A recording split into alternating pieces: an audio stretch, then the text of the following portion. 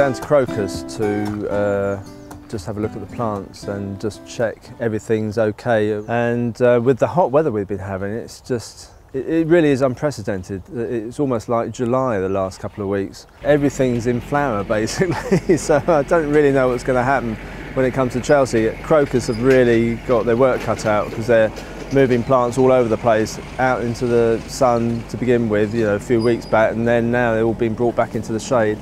And so I don't envy them. They're working round the clock basically.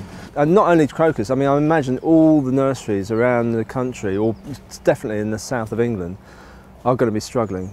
And everyone has something to struggle with at Chelsea in any given year, but this is unprecedented, definitely.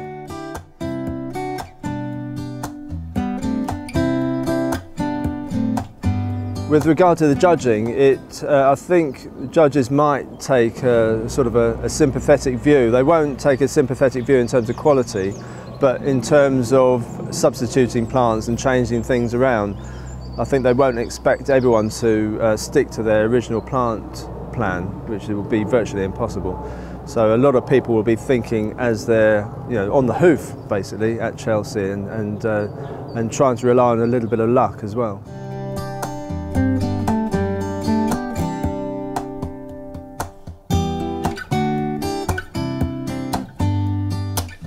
While I'm here at Crocus, I'm going to just have a wander around, pick out some of the plants I'm going to be using, some of the plants I know that will be okay on the day, and just put them together and just sort of get a feel for how they're going to associate with each other.